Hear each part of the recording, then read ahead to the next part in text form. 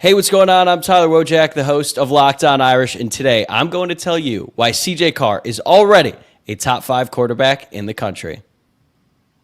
I'm Allison Hayes. I've been covering Notre Dame for more than 20 years here in South Bend, and while the Notre Dame defense had a dominating performance at Arkansas, was it just the luck of the Irish, or is it a glimpse of what's to come? I'm Alan Pinkett, two-time All-American. Does this game have the makings of another track meet like the Texas A&M game? Hello, I'm Reggie Brooks, 1993 All-American at Notre Dame, running back. Um, my thing is this Irish team for real, and are they back on track to run the table? Play like a champion today. It's the Fighting Irish Squad Show. Everything Notre Dame Fighting Irish every week.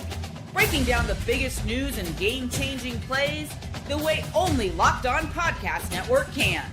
Wake up the echoes. The Fighting Irish Squad Show starts now.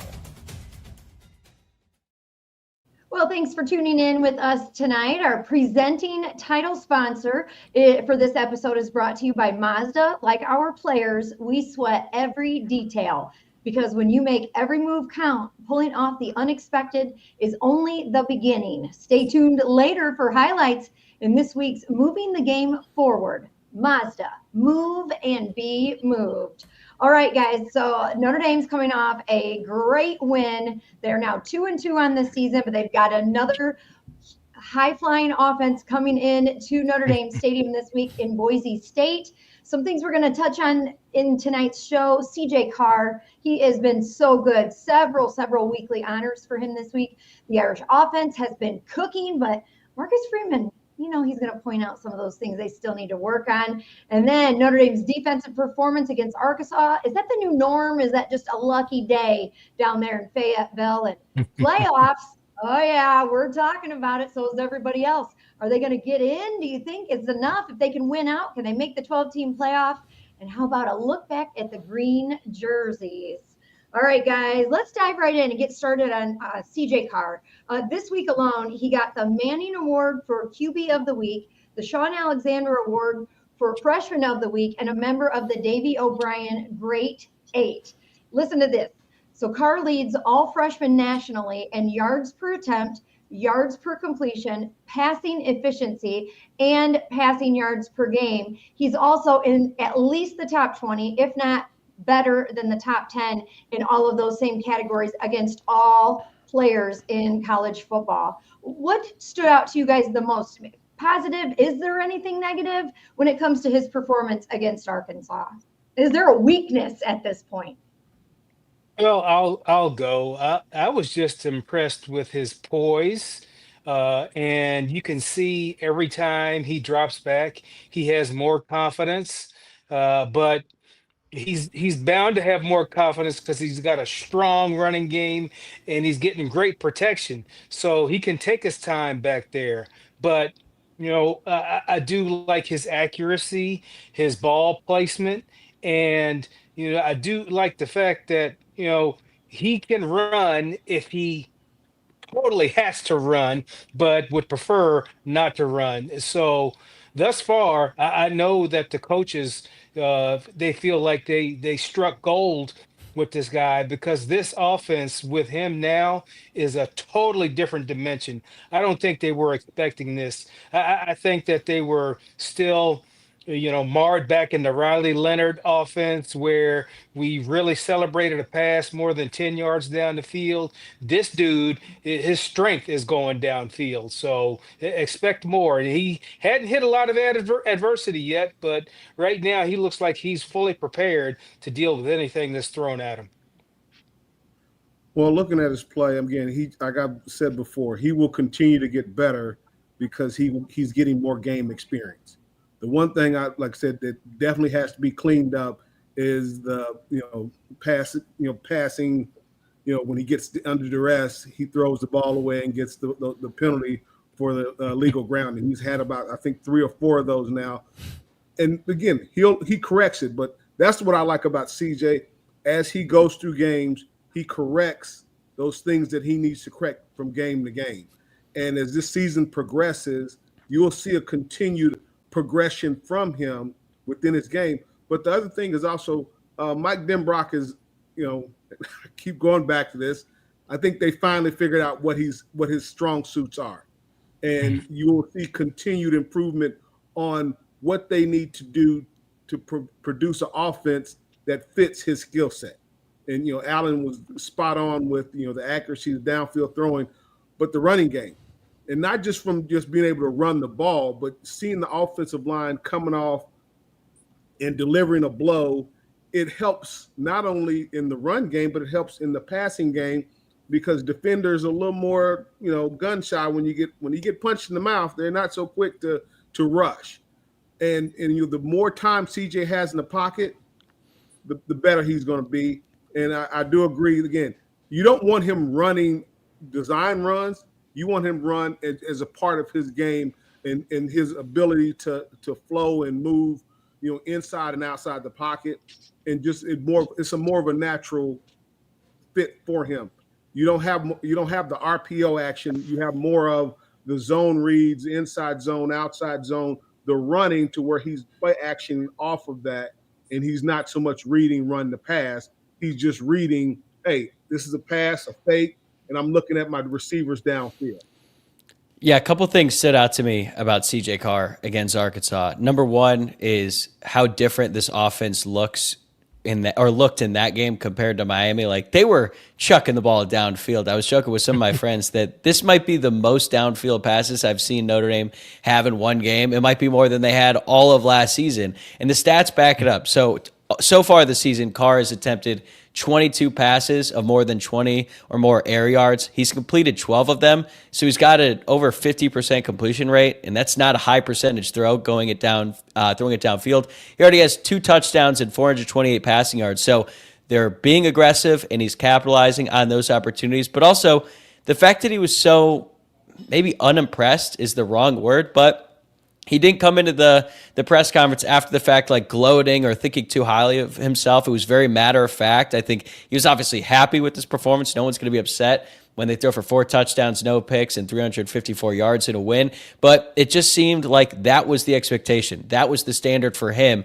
And there were a couple throws that he missed. Like Will Pauling, he had him on a slot fade in the end zone. He missed on that throw, and he tried to force into double coverage earlier in the game. But one thing we've seen from Carr is that he might make a mistake, but he usually cleans it up, except for maybe the intentional grounding penalties like we've already talked about. Well, and Marcus Freeman has touched on that about CJ Carr since day one, is just that level of competitiveness that he has in him. And he's so deeply competitive that, yes, he does have that expectation for himself when he comes into a game. And if he doesn't reach his own expectations, then he is probably going to be somewhat disappointed. And you know how that goes. I'm sure, Alan and Reggie, you guys had those kind of same tendencies in terms of like, I want to do this in this game. And if you one step short, or you ran out of bounds, or you just came up a little short on it, even though you win, you feel like, oh, I could have done better. What can I do? And that's something that Freeman has been preaching is, what can I do to be better? Don't worry about everybody else. Don't worry about trying to hit a home run, but just what can I do in this game on this exact play to get better? He was asked too about, is it fun? And it's like, well, you can't really think about that. You got to be thinking just about not even the end of the game. Like, I'm just thinking about the next play that's coming up. And just some numbers, because I love some numbers for you. Just on the season so far, passing for him, he is on 71 completions. He's at 68% of his passes, 1,091 yards, 9 touchdowns, and the 2 interceptions. His longest of the season so far, 66 yards. So very, very, very good, and just continues to get better. Looking at Notre Dame's overall offense as we move forward here, 479.8 yards per game. That is 16th in the nation, guys. Passing, they're averaging 306 yards per game. That's number 16. Rushing, they are in at 59th, which is interesting, but they're averaging 173 yards rushing per game. And then scoring, their scoring now average is 44 points per game, which is amazing, especially considering, they're worst offensive performance was against Miami in week 1, in week 0, actually. And that's going to be against, possibly one of the best defensive lines in college football. And so it's interesting this week that Marcus Freeman, talking about Notre Dame's offense, and I'm just going to read you the quote. He said, you see that when he was asked, is he happy about this? How would you assess the offensive performance? And instead of, bragging about how great they are, he says, you see that 4th and 2 turnover on downs and the first drive of the second half? We've got to get that fixed. We've got to get that one fixed. If we would have got that one and scored that drive, we would have scored on every drive except for that last one. And then I would have said it was probably close to perfect, but it wasn't. Just wondered, what do you guys take on that? I mean, I love that. I think that's exactly why we're watching this offense progress at this rate, I think, because they're not congratulating themselves. They are learning and they're getting better and better each week. And it's because of a mindset like that.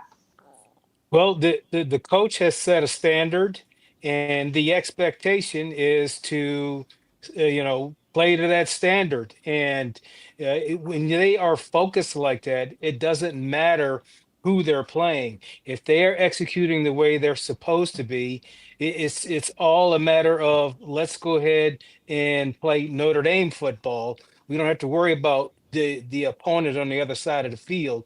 And so you want to go ahead and sort of hone in on the failures, because you don't want the team feeling fat and happy about their performance. You don't want them to rest on their laurels at all. You always want them striving towards perfection.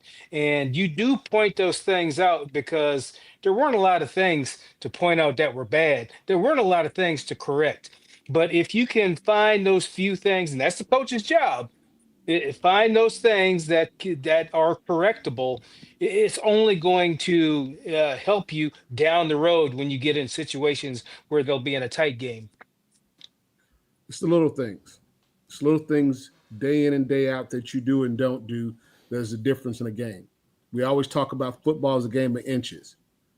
And that's what Coach Freeman was harping on. It's like every little bit counts. Every little thing you do and every position matters. So whether it's special teams, whether it's offense, defense, you have a responsibility to the team to execute just for that play. And again, he talked about the play, not getting the 2 yards on 4th down. And just a little bit here, a little bit there, one player here, one player there can cause a play to derail. And so that's why you have to be sharp, focused, and attention to detail every single play, and every single individual on that offense, on that defense has to be locked in to do your job. You're responsible to do your job day in and day out. And it starts in practice. How you play like you practice. And if they start to practice more with the sense of urgency and focus, that's where you have to go. And it's easy to kind of get off track, when you're playing against a team like Boise. Because, again, they have a high-powered offense, but have they really played anybody? They played for South Florida, different story. So, and then you have to kind of prepare their mind to say, hey, this is when you have to lock in the most. So you don't have that letdown or that complacency to say, oh, it's Boise. We can, we got the green jerseys. We're back home, and we're feeling good about ourselves. We really put a thumping on, Arkansas, a SEC team, offensively and defensively. You can get complacent. This is when this game right here is critical, because it's the next game in line. So this is the most important game of the season because it's the next game. And I love how Coach Freeman, that mentality that he has is like, some coach hosts would always tell us, he said, if you strive for perfection, you'll attain greatness. If you strive for greatness, you'll attain good. If you strive for goodness, you'll get average. So, what are the team striving for? And they have to have that mindset every single week to prepare for what they need to do on a more consistent basis. And like I said, I think this is, across the board, your team reflects their head coach, and his mentality is next man up, next play up, next game up. I think this is an example of how Marcus Freeman has grown as a head coach. I mean, it feels like he's been around forever. This is only his 4th season, which is kind of crazy if you think about it. But he's even admitted that the way that he handled the process when he first took the job, like he wasn't as focused on the little things. Like he was talking about, we need to win a national championship, and that's great that that's the end goal. I think we all want that, and I'm sure the players want that as well. But now he's more focused on things like taking advantage of every single day. Reaching their full potential is a quote that he likes to use all the time. Team glory, things like that. So really focusing on the little things, I think, is going to lead to bigger things. We've already seen it to an extent. It was very important last year. And I think Marcus Freeman also recognizes that they're going to have to put up a ton of points, and they're going to have to blow out pretty much every single team left on the schedule. He would never say it out loud, but I'm sure the thought has crossed his mind.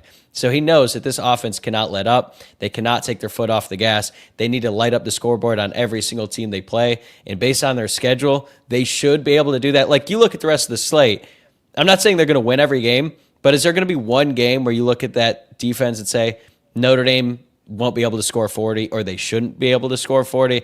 I don't think that's the case. But if you want to set the bar that high, you're going to have to focus on every little thing. And it wasn't just the 4th and 2, Carr missed some throws, the line missed some blocks. But if you clean that stuff up, and like Reggie said, if you strive for perfection, they're going to be pretty damn good. We are getting ready to take our first break, but Reggie, I did want to ask you, you mentioned Lou and you gave us kind of one of his quotes, but what was Lou Holtz like after a win? And how was it different after a loss with you in the locker room? Actually, he was a lot more subdued, I guess you say, after a loss, because he was trying to recover the team to get us back to a point of even. But after a win, especially if it was a big win over a team that, we dominated, oh, he was really pissy that Sunday. He literally would find the most minute things to point out that we did wrong. And he would go offense, defense, special teams. He would find just some of the most, I won't say asinine, but it's like, again, I get it now, but it's like, really, dude, like, really, you stepped the wrong way. Or you stepped under yourself. And it's like, but I blocked the guy and knocked him off the ball, but you stepped the wrong way.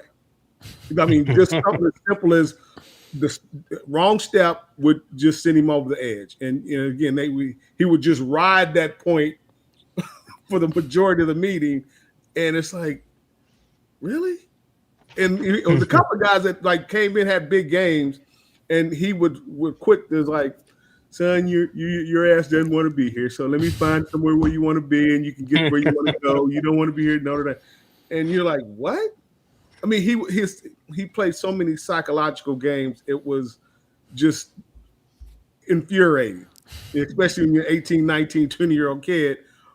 But you look back, and it's like we were so focused on the huddle. He would really like lean in on the huddle. It's like you got to have stripe on stripe. And this is after a win. He would like we'd spend like 10 minutes dressing up the huddle. And he's like, well, what does this got to do with football? But he was focused in, it's the little things that we do and don't do that matter. So, and I love that about Coach Freeman. He's a young guy, but he to me, he's an old soul that has a perspective of, it's great to have, the big win, but we can be better. And we have to be better. And that was the constant struggle because, you have as a young kid, especially now, I mean, it's hard to stay focused and do these little things the right way. But when you harp on it and you have your coach harping on it, the coaching staff, it makes a difference, like I said, down the road that you don't even think about until you're, 10, 11 games in and you're out there competing at a high level. It just becomes muscle memory at that point. That's exactly why Lou Holtz had you guys practice the team huddle so many times, right? He wanted you guys to be completely comfortable when you got there. All right, let's take our first break. When we come back, we're we know how good Notre Dame's offense is. What do you think is the key for Boise State? How do you defend this offense with it clicking on all cylinders? And how about Notre Dame's defensive performance just against the Razorbacks? Was it the fluke or was it the real deal? Today's episode is brought to you by FanDuel. The NFL season is here, and FanDuel has an offer that you don't want to miss. Right now, new customers could bet just $5 and get 300 bonus bets if you win. That's right. Pick a bet, put down $5, and if it hits, you'll unlock $300 in bonus bets to use across the app. I love how FanDuel gives me so many ways to play. I've built parlays, tried player props, and even followed the live lines during games. It makes watching football even more exciting when you've got a little something riding on the action. Whether you're a casual fan or love diving into the stats, FanDuel makes the game day experience so much better. All right, here's my pick for this week. We've kind of taken some L's in the show lately, but you know what? We're going to get back in the win column by taking the Chiefs -3 against the Jaguars. So what are you waiting for? Visit FanDuel.com to download the FanDuel app today and get started. This episode is also brought to you by Square. Your favorite neighborhood spots run on Square. There are certain businesses that make the neighborhood. These are the places that become an extension of home. Whether it's the sports bar dedicated to your team's fan base, the spot with the best wings in town for game day, or that beloved local chain that's been rooted in your community for years, these businesses are what bring people together. When neighborhood businesses thrive, the whole neighborhood thrives. There's a local dive bar in my neighborhood that comes alive every Sunday during football season. Everyone's in team colors, the energy is incredible, and it feels like the entire block is in there cheering together. Those local spots are what make the neighborhood feel like home, and so many of them run on Square. Square is a proud partner of more than 4 million neighborhood businesses around the world. You can go to square.com/go/lockedoncollege to learn more, but before you do, go support your favorite neighborhood spot. You'll be happy you did. Square, see you in the neighborhood.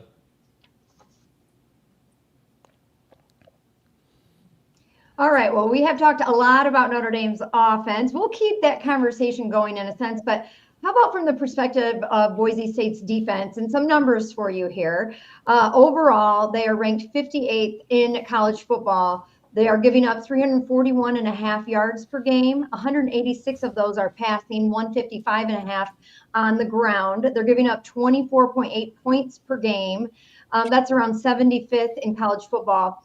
Notre Dame is above that in every single one of those categories, so that should be interesting. And this is a really interesting stat. In the red zone, the Broncos have given up 100% of attempts in the red zone for the opposition, 14 of 14, 9 rushing touchdowns, 3 passing TDs, and 2 field goals. That is tied for dead last in the country. And Notre Dame's offense has scored on 16 of 17 attempts in the red zone. So that makes for an interesting matchup. We do know that, Notre Dame is so good. They know that what other teams have been doing now is not working. So what do you guys think? What's the best way to attack this Notre Dame offense? How do you have any success there? I'm kind of looking at up front, the offensive line up against the defensive line. Arkansas, I think, only blitzed maybe once. The Notre Dame offensive line has given up 7 sacks on the season. Is that where you guys think they can attack here, is try to go after the offensive line and see if they can find a weakness and get after CJ Carr? Well, I would say all the defensive coordinators that have to game plan against Notre Dame, they're pulling their hair out. They look like me and Reggie. They pulled out so much hair because the one thing you always want to do is stop the run. And that's Notre Dame's perceived strength, is running the football. You want to stop the run, because if a team can run on you, they can do any damn thing they want to do to you. So it may mean, bringing more people up to the line of scrimmage, bringing the safeties up. Now, that would force them to go man to man on the back end. And I don't know if they want to go man to man on the back end. But the one thing you want to try to do, if I was the defensive coordinator, I would put all my chips in on stopping the run. Yes, you've got an outstanding quarterback, but you're going to have to beat us throwing the ball if you're going to beat us. But you are not going to run against us. And that's, to me, when Notre Dame played Miami, Denbrock was on the squad at that time in 2017, I guess it was. What Miami's game plan was you are not going to run this football. And so I think some of that was still on the mind of Denbrock when they went down and played Miami this year, because They tried to throw early, but it was this little screen pass stuff, throw stuff out to the side, little dinks and dunks, so we get the quarterback comfortable, instead of going downfield or just, bowing their back and just trying to run. But I think it was in their mind that Miami was going to have that formula where they were going to say, you're going to beat us throwing the football. You're not going to run against us. But I think that's the attitude you have to have as a defensive coordinator. But with Carr playing the way he is, you got to pick your poison. But usually it's going to be stop the run, make them beat you throwing the ball over the top. 100% agree. I mean, they're going to challenge us at the line of scrimmage, and particularly, I think they're going to, like I said, look to bring up safety down in the box and force Notre Dame to put the ball in the air. At this point, I'm pretty comfortable with us doing that, but I think you can't come in there thinking, oh well, hey, we're going to play back, play a cover 2 shell, and keep everything in front of us. Because if you do that, you got 2-3 dynamic runners that's going to eat you up. And then, so I 100% agree with Alan. Like I said, to stop Notre Dame, you got to stop the run. Do not allow them to get comfortable, running the ball between the tackles and, using those 2 backs in such a way, and force them to put the ball in the air. Because again, like I said, back another Lou Holtz quote, it's the only 3 things happen when you throw the football, and 2 of them are bad. So, but if you allow Notre Dame to run the ball and get comfortable, moving the ball on the ground, you're going to get eaten up on the ground and in the air, because that's when, CJ is at his best, when, he's not getting rushed, he's not getting pressured, and he can go out and deliver the football, wherever he wants to. So I 100% agree. To attack this Notre Dame offense, you've got to stop the run first and force them to put the ball in the air, and then hopefully you got some guys on the edge that can get after the quarterback. The only team that's been able to hold this offense in check was Miami, and they had Ruben Bain and Akeem Messidor on the edges, and there's not another team that has anyone nearly as good as those 2 guys. And I think that is what made Denbrock call such a passive game plan. Like, obviously, yeah, CJ Carr is making his first start. I liked what he was doing at the beginning to try to get him into a rhythm. Later on in the game, when they just kept going to the RPO, I think CJ pulled the ball and threw it sometimes when he probably should have just handed the ball off. But to be honest, I think the real reason that Denbrock went with that plan was because he didn't have confidence in his offensive line that they could block Miami. Miami could get pressure with 4. Most teams aren't able to do that. So I think if you're Boise State, and I fully expect this is their plan, just knowing how they operate, I think they're going to bring as much pressure as they possibly can. It's going to lead to some bust opportunities. Notre Dame's probably going to have more chunk plays in this game than they did against Arkansas, and boy, did they have a bunch in that game, because they're kind of a feast or famine defense. It is the opposite of bend, don't break. Last year, they led the country in sacks with 55 because they blitzed all the time, but they are also near the bottom in terms of explosive plays allowed. So they're probably thinking from the standpoint of, look, if it's just a possession game and it's even, Notre Dame is probably going to win. So their best chance is to try to steal some possessions by creating some turnovers. And the best way to do that will be just creating havoc in the backfield, maybe forcing CJ Carr into mistakes. But then you have last week and what CJ Carr did against a blitz. He was like 11 of 14 passing with a couple touchdowns. So it's not a great place to be for an opposing defensive coordinator, but fortunately for us, that's not our problem. And let me go ahead and add. It was a million years ago, doesn't it? Yeah. Let me add one thing. The Boise State is going to come in with some confidence because they played Appalachian State and they held Appalachian State to 65 yards passing. Appalachian State came into that game as the 3rd best passing team in the country. So they're going to come in with some confidence. Now, the level of competition might be a little bit different at App State. I'm not trying to talk bad about them, but that was a team that was clicking on all cylinders. So Boise State is going to think, with this last performance, if we can do that to Notre Dame, we might have something here. Yeah, I don't think so. I'm sorry. Again, nothing against Appalachian State. I mean, they've competed at a high level for a number of years. And like I said, App State is not, a pushover team by any stretch. But I just don't think that, Boise State has the horses up front, like and as Tyler said, they're gonna have to blitz. They're not gonna be able to just get pressure with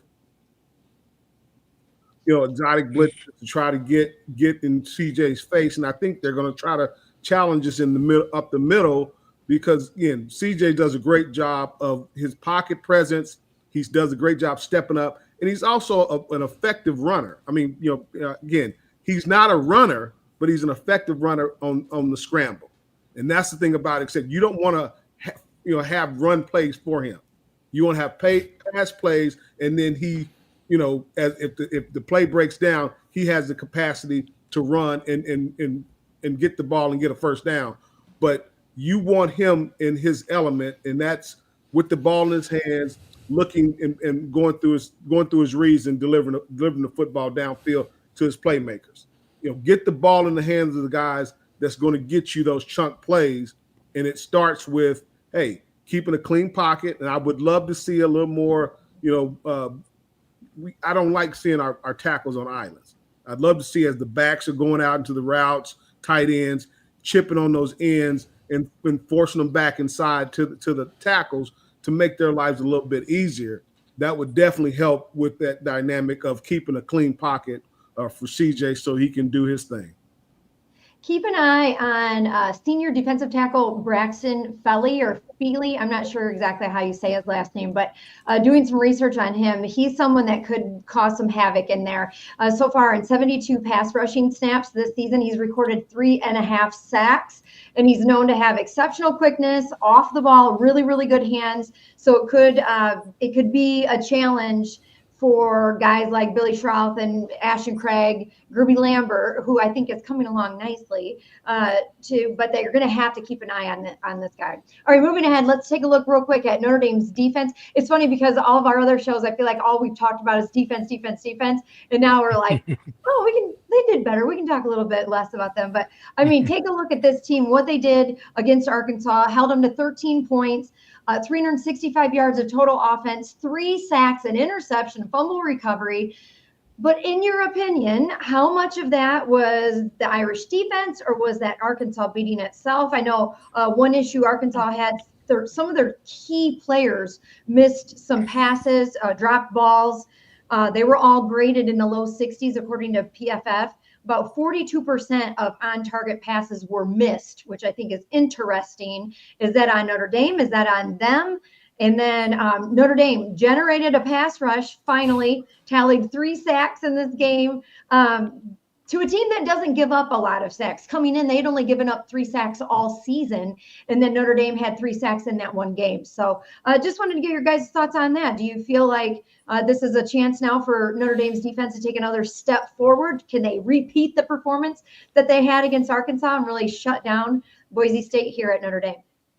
Well, it definitely helps getting Leonard Moore back, because he's a key. And again, they're each week they're getting somebody back new in that defensive backfield, and he's a guy that can literally lock up on a receiver. I will say Arkansas. In watching the game, I really think the quarterback really locked in on Mega Blake, in a lot of his targets, and other guys were open, but he just seemed to be locked in. And I talked to one of a former Arkansas player there, and he said again he has a tendency to make some mistakes because he gets locked in on a guy, and it kind of gets tunnel vision. And so I don't think he's developing the skill to be able to read defenses. I don't know. I mean, I think Madsen is a little better at that. So it's going to come down to us defensively, how well we can defend.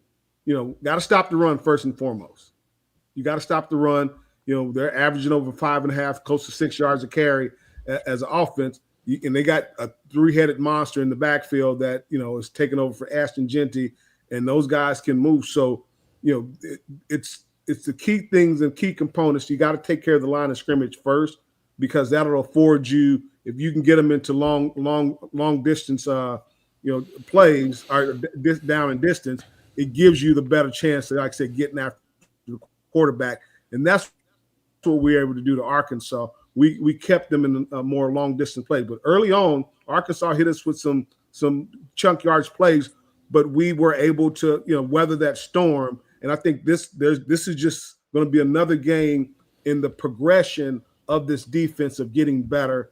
And, hopefully, Chris Ash and his play calling, hey, finding out here's what my skill set is on my team, on my defense, and play it to it. And I think they did a great job of playing to the skills of this Notre Dame defense and the play calling that they had, and just watching the game live and actually watching it from an end zone view.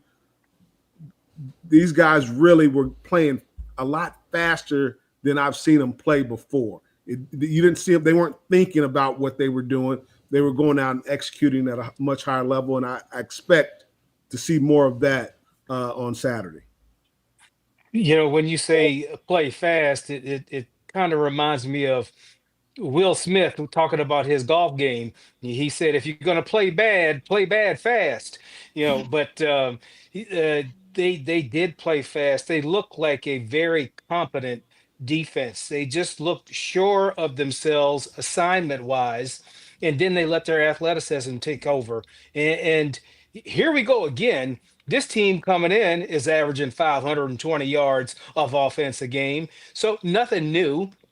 But like Reggie said, you got to take care of the offensive line front and stop their run. Just everything we said, how you stop Notre Dame is what Notre Dame has to do to stop Boise State. Because, Dylan Riley is he's averaging 7.5 yards a carry. So they do have, another good running back. Quarterback is decent. He's thrown for over 1,000 yards, just like CJ has, so they've got a very good offense. They've always been known to have a good offense. So nothing new for Notre Dame. And so they're just going to have to play assignment ready football. And, they've set a standard on how they want to be on defense. And I know Notre Dame will do some things like mix up some man and some zone, try to create some looks that, maybe will confuse the quarterback. But the main thing is going to be pressure on the quarterback. They're going to have to find that balance where they can both stop the run, but then put that pressure on the quarterback. When I rewatched that Arkansas game, I really tried to focus in on the defense and think, what are they doing differently? Because we have the benefit of hindsight, right? Like, we've already watched the game. It's like, okay, we know that the defense played really well. If you had told me last week when we were doing this show, Arkansas is only going to score 13 points, it would have been like, you're out of your mind. But that's exactly what happened. And I was looking for these big differences in terms of scheme, and I didn't really see anything. Notre Dame only blitzed 2 more times more against Arkansas than they did against Purdue, 8 times compared to 6. The difference was they got pressure more consistently, even when they didn't actually bring extra guys and blitz 5 to 6 different players. I thought they were a little bit more aggressive on third down blitzes, which was an Al Golden staple. He loved bringing pressure on third down. So that was something. But honestly, I think the players just played better. I think they simplified some of the coverages. Maybe they didn't have as many rules in the zone, but the man-zone split was pretty much the same. And 2 guys really stood out. Tay Johnson at safety, because he's now taken over the role as a starter over Jalen Stroman. And it's pretty clear at this point, Tay Johnson is much better in coverage than Jalen Stroman, even though Stroman is pretty good against the run. And Mark Zachary just played way better than he did in his second start compared to his first. And you know what? That's to be expected. He's a true freshman who wasn't even on the team back in the spring. He was not part of spring practice, joined the team this summer, got exposed a little bit against Texas A&M and in that first half against Purdue. But since that, he's been way better. And even though Leonard Moore is probable this weekend, I honestly think he should only play like 10 to 15 plays, ease him into that USC game, because if Mark Zachary can hold it down until Leonard Moore is 100%, then just kind of keep things how they're going. They might give up some points, but I think they took a big step forward because the players are just playing better. Can you imagine how fast that game had to feel for Mark Zachary when he's coming in against a Texas A&M game that's pretty legit? You guys were in that boat, I'm sure. Your first start you got to make, what was that feeling like for you? Do you remember the feelings, the emotions, how fast it was going? Well, for me, my first start was defense. I was a sophomore and was playing on the corner. And it wasn't necessarily faster because, again, our practices were pretty intense. And so it wasn't the speed of the game. It was just understanding, when I got it wasn't a start. My first action was against Michigan, sophomore year. I was playing boundary corner, and they were playing this no huddle offense. And I just remember being tired as I'll get out. It's like they just kept lining up a receiver and running them deep. You have to turn and run and get back and get ready for the next play. So it was more about the physical exertion and understanding, what I was supposed to be doing out there. And, I made it through because I came in about this early in the second quarter and played the game and wind up, with a big interception in the fourth quarter. And again, it starts with, like I said, when you get tired, your mind wanders and you start to drift. And that's when you start making mistakes. We were such a well-conditioned team that even though I was tired, I was forced to focus in just that much better on the assignments that I was given. The more tired I got, the more focused I developed because that's what we did in practice. So I'm a firm believer you play like you practice. And I think, you're going to see that. And I do believe I called it, that this defense was going to be a lot better last week. And I'm calling again. I think they're going to be better because I just feel that they have a better grasp of what they're being asked to do. And it makes such a big difference when you can play fast because you have a confidence in what your assignments are. Yeah, and Allison, speed of the game is a real thing because I remember as a freshman, I was like running with the second team offense against the second team defense, and I was wasting them. I mean, I'm scoring touchdowns all over the place. And then we had to go against the first team defense. They play a little bit faster, and they pretty much shut me down. And it was in that practice that I learned, okay, I got to make this read a little bit quicker. I've got to get to my spot a little bit faster. Once you develop those little detail things, then the game slows down for you. But the speed of the game is a real thing. And yes, I can feel for a defensive back. Running back, I'm in control of where I'm going. But a defensive back having to defend some of these receivers, especially nowadays where they're 6'4", 6'5". And what are we, Reggie? I'd have to stand on 2 phone books to be 6 foot. But hey, I had to defend Ed McCaffrey against Stanford, and we're playing man. This dude is Lord. 6'6". And I'm like, can we play some zone? Because literally it was just throw the ball up, and he's just going up catching it. I'm like, give me a break. Yeah. All right, guys, we better take another time out here real quick. When we come back, we want to talk about the playoffs. Everybody's talking about it, like it or not. And also, I want to get your key players for this game. Today's episode is brought to you by Mazda. Mazda crafts cars for those who do more than simply move. From footwork to breathwork, athletes sweat all the details. Mazda brings this same attention to how they craft every model. You can make everyday drives feel like anything but, from smooth handling to intuitive controls. With all-wheel drive standard in every crossover SUV, you could drive with confidence through almost any season. Like our players, we sweat every detail, because when you make every move count, impossible becomes irrelevant. Mazda. Move and be moved. All right, we're talking playoffs, like it or not. From here on out, everybody, every game is going to be talking about whether Notre Dame is getting in or not. And just want to get your thoughts. I mean, if they run the table, they win out this season, is that going to be enough? Some folks don't think so. There's going to be a lot of arguments about that, especially if you've got a 10-2 Indiana or Ole Miss or Iowa State. Do they get the same benefit of brand recognition that a Notre Dame would get? And looking at some of the models that are out there right now, the Athletic, their models gives the Irish a 54% chance of getting in. And Fox analyst Joe Klatt, he's got the Irish in at number 11, and he's arguing that the CFP committee is not penalizing for good losses.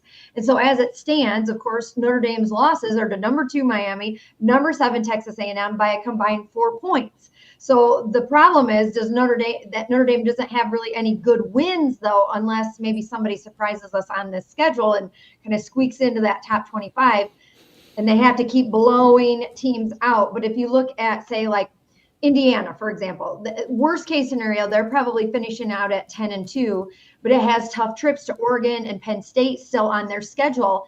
Even if the Hoosiers fall in both of those, Indiana's win over then ninth-ranked Illinois is going to be better than anything that Notre Dame has on its resume so far.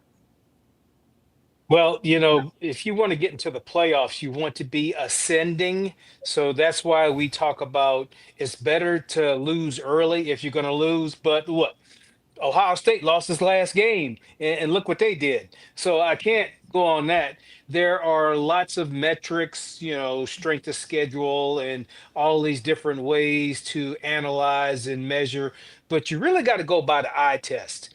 And the eye test means that does this team look like a dominant football team? And I think that's where Notre Dame sort of comes into having to blow everybody out. They have to, on the scoreboard, make it a no doubt type of win so that that committee can say, well, they played the number 5 team in the ACC, but that number 5 team in the ACC played a close game against Clemson. And so it's not one of those if A equals B and B, if beats B and B beats C, then A should beat C type of mentality. But they are going to have to just, from this point out, blow everybody out. And we have the luxury of being able to talk about it. I can tell you who's not talking about it is Marcus Freeman. All he's concerned about is the very next play. I can't make a prediction on this because I just don't see, like you made the point. There's no defining win, and I think that will have such a big bearing on it. But also, I want to again, all these current rankings, they mean absolutely nothing. Until we see the CFP rankings, then you will have an idea of how much of an opportunity Notre Dame will have in winning or making it to the playoffs. That first ranking will tell you all you need to know about. Again, when Notre Dame is doing well, college football is doing well. Let's be honest. When Notre Dame has had success, that was probably one of the most watched playoff. I guess one of the first ones, but that last year, the ratings for those games were through the roof. And I'm sorry, Notre Dame has a big following. That takes that really, has an impact. So yeah, not just TV numbers for ratings, but also physically coming to the games as well. You're going to see a ton of Notre Dame travelers. Ohio State, Georgia, you had some really good teams that their fan base is some of the best. But when Notre Dame is doing well, it makes a difference in college football in the success of the whole enterprise. But until I see that ranking from a CFP standpoint, I just can't put Notre Dame in there yet, just because there's no big win. Again, and winning matters. It has to. So until they have that, I don't know who that defining win could be. Because right now, I'm a little pissed at USC. I think they did it on purpose. They lost on purpose just to spite us.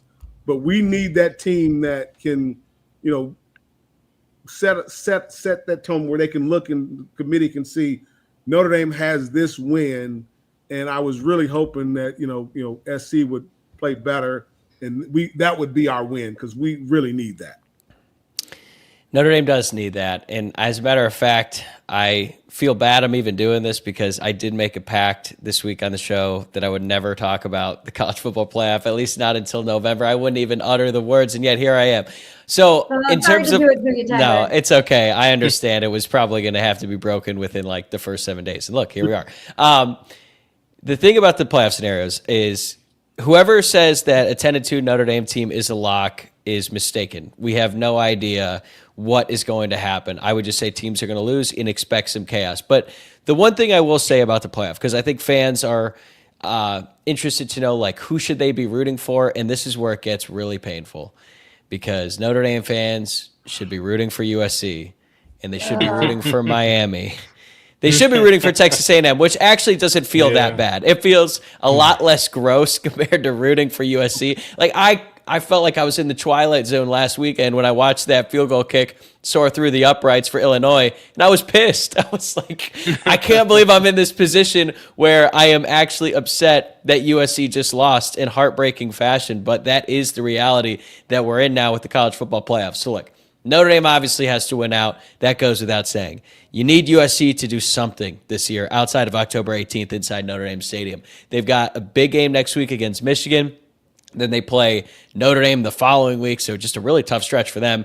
And then their schedule kind of gets easier. They got Nebraska, Northwestern, Iowa, and then they go on the road against Oregon. So that's probably a loss as well. So if they could just be serviceable so that they're ranked, they can get a number next to their name, that would be big for Notre Dame. And if Miami wins the ACC championship and Texas A&M wins the SEC championship, Notre Dame should be in good shape. But again, it's October 2nd. We got a long way to go.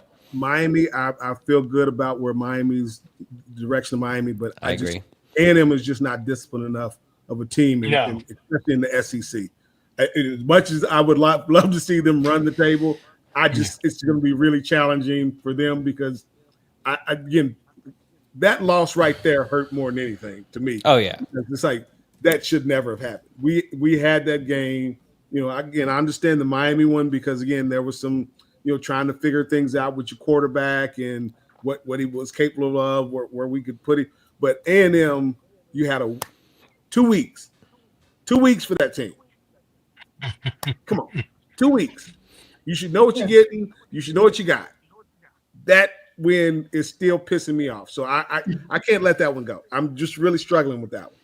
Sorry. All right. Well, let's take one more quick timeout. We have to get that squeezed in. And then when we come back, we'll do a quick who our key player is. And I would love to try to squeeze it in, our favorite green jersey memory.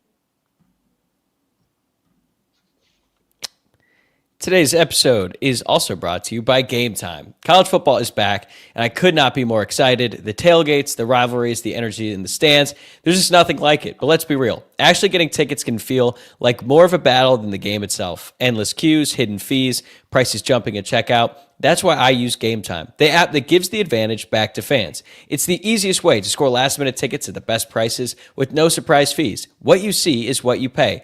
I pulled up Game Time, and in just a couple taps, I saw amazing deals. I'm talking about your favorite college football games for as low as $25.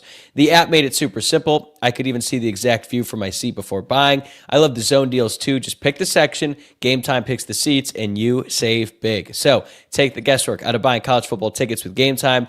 Download the Game Time app, create an account, and use code LOCKEDONCollege for $20 off your first purchase. Terms apply. Again, that's promo code LOCKEDONCollege for $20 off. Swipe, tap, ticket, go. Download Game Time today. All right, as we're wrapping it up, I want to hear, but let's keep it tight, like one sentence, 2 sentences max, defending your decision. Who do you think is going to be the key player? And also, if you are comfortable with it, throw in your final score prediction. I am saying the whole offensive line. I think that's where it's going to be won. It's in the trenches for this game. This O-line has got to stand up. They've got to protect, they've got to block, they've got to create holes and let the offense cook and do what it's been doing. Give that ball to Jadarian and to Jeremiah and let those guys eat. And I'm saying 44-17, although I feel like that's a low score for the Irish right now. Every time I've said they've been in the 40s, they're scoring 50. So what do you guys think? Well, I'll go. I'll go, Reggie. I'm going to say key player is Eli Raridan, because if they're going to blitz, you want to have a big target to throw to, and a guy who's going to be an enforcer so he can run over all those little small DBs. And I think Eli Raridan has sort of crossed that threshold where, when you start playing, you're like happy to catch it. And sometimes you jump up in the air when no one's around you and you jump to catch it and you fall down. But then at some point you get comfortable where you expect to catch it. And now you're thinking about what kind of play am I going to make after I catch the ball? I think he's crossed that threshold to where he's comfortable now catching it and making a play. And I expect him to be a key player. And I don't want to give a score. I hate giving scores, so I'm going to go on right now. So I'm not doing a score prediction. I'll say we scored at least 50. We scored at least 50 again. Yeah, Okay. I'll say for me, 50. it's I would go the 50. tackle. Anthony Knapp and Emil Wagner, seeing those guys, if they can handle the edges, I think we can really, running and passing, be effective in this game. But I think, we've just got to shore up those edges, whether we, use a tight end or a running back to help out and chip. But we've got to have those two guys playing at such a high level on their A game. And if they shine, this offense will just blow them away. I'm not afraid to give a score prediction. I'm going 45-21. I'm also going to give you the exact amount. Who's going to score the touchdowns? Love's going to get 2. Price is going to get 2. Raritan is going to get his first of the season. Noah Burnett is going to kick field goal now that he's back and healthy.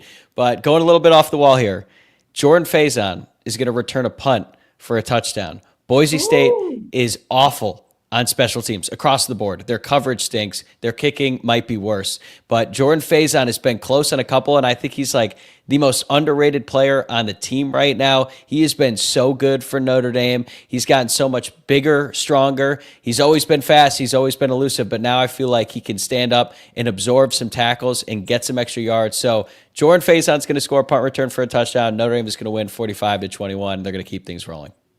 Let's go. I love it. That's what I wanted to hear, Tyler. All right, green jersey game. Some people love them. Some people don't love them so much. There was a stretch there where it almost felt like they were bad luck. And I was a part of covering some of those games back in the day. What are your thoughts on them? When I look back, I mean, you got to love the 1977 green jersey game. They bring out the Trojan horse, all that good stuff. But for me personally, of what I was there for, it's sort of like a double-edged sword. I loved the Bush Push game. I was there in person for it. That green jersey color is interesting. I do like that Kelly green, but they kind of had that hunter green. It was just cool. And it was so different at the time. And I mean, that game was just incredible. Just, so close to being one of the greatest games in Notre Dame history. It's definitely one of the most painful games that I've ever witnessed for sure. Well, You're bringing up some bad memories. Yes, you are. That was one of the best games I ever saw at Notre Dame Stadium, no doubt. But in terms of the green jerseys, I just prefer them to stay in that blue and gold. But I did have, but I think it's good for the kids. Ever since Oregon introduced a new jersey every week, that generation, they like to be able to change clothes. So if it's good for the kids to let them, wear a different color jersey every now and then, that's what they're into. But my green jersey story actually came when I was a junior, and this is way back, so that would have been 1984. We played USC at home and we donned the green jerseys. I guess we put them on at halftime, and we beat USC soundly. And afterwards, I was in the press conference and they were talking about, did the green jerseys provide some sort of inspiration? I'm like, no, we had a good game plan. We executed well. We could have had on T-shirts and we would have had the same result. Well, the head coach at that time was a guy named Ted Tollner, and that freaked him out. We went out in 1985 to play USC. He had Pinkett says USC can Notre Dame can win in T-shirts or beat USC in T-shirts. He had posters all up on the wall. He was so beside himself about the fact that I said, which I was not characterized properly, but he wanted to use that as bulletin board material, and half the team was mad that I said it and the other half had my back. But I went out there and I just was 1 yard short of 100 and we beat their ass. There you go. Well, my green jersey it was not a green jersey, it was a green number. It was the Sugar Bowl in 91 season, 92 Sugar Bowl. And it was kind of cool because we went and, came out and we were in our, white jerseys, gold pants with the blue number. We had our blue socks on. I still hate those socks. Coach had us wearing these daggum socks and you had to roll them all the way up and tuck them underneath your knee pads, which, oh my gosh, I'm getting triggered here. But we come back in after pregame, and they're hanging up in our lockers. Everybody has their, with the white jersey with the green number and a green pair of socks. And it was like, okay, yeah, we're ready to go. And it was cool, but I am not a big fan of the green because it has not worked out well for on average. It's not worked out well for Notre Dame. So I'm like, just leave that alone and just focus on, I'm with Alan. It's a nice little change up, but it hasn't worked well for us. So I'm not a big fan. My favorite green jerseys were the 05-06 jerseys. That was back when Notre Dame was still Adidas. I loved the shade of green that they used back then. It's a little bit darker compared to the one they have now. And I also loved the gold numbers. Look, as long as they don't do the green on green, that was a little bit much. It looked like an NFL color rush Thursday, the one that they wore against Ohio State. And talk about another game. We already brought back PTSD from the Bush Push. I'm not even going to talk about what happened against Ohio State in 2023. Might start crying in the middle of the show. But look, they're going to wear green. It's going to be a thing every single year. I wonder if they'll go with the white pants again because that's what they wore last week. But yeah, you're right. Like the guys love it. If they play better, great. I don't think it's going to have any difference as it pertains to the outcome, but just not the green on green, please. Now, I like that green on green. Actually, I was even going to say that was one of my favorites. Well, I didn't mean to shut you down before you could even comment on it. It's my bad. No, that's okay. We all have our own opinion, right? That's what's fun about the green jersey game is that everybody's got an opinion on it. And even Reggie, you said you don't love it as a gimmick, but you got fired up when you guys saw that hanging in your locker. Oh, yeah, but it was a little different then because, that was the first time we even considered this is a bowl game. We had never wore green. So it was just like a shock, and again, it was just a green number. So it was a big deal to us. So I understand how it is for them, and I hope that they have a little more say in it. But, like shade of green, people have their different, but I got to go with Tyler. That green on green is not good. That's not a good look. That's not a good look. I will say the green on white with white pants, like the white on white last week, that was kind of tight. They rocked that, so I'm good with that. But the green on green, it's a little too much. Too much. Well, the cool thing is that it is the players' decision. They get to vote on it, whether they wear green or not, or when they wear green. They get to vote every week on what they wear. So I think that's cool that Marcus has given that freedom to those guys, because it is, Alan, like you said, I mean, that kind of thing is important to a younger generation. So he's kind of giving them that power, if you will. All right, that's going to wrap it up. We're Boise State Preview Squad Show. Please subscribe on YouTube and wherever you are listening to this podcast. If you enjoyed the show today, please give this video a like if you're watching on YouTube, or rate the show 5 stars and leave a review if you're listening to the podcast. We really appreciate you listening. We'll be back on Saturday after the Notre Dame Boise State game, hopefully after another Notre Dame win, a dominating performance, by the way. Thank you guys for joining us so much. Go Irish.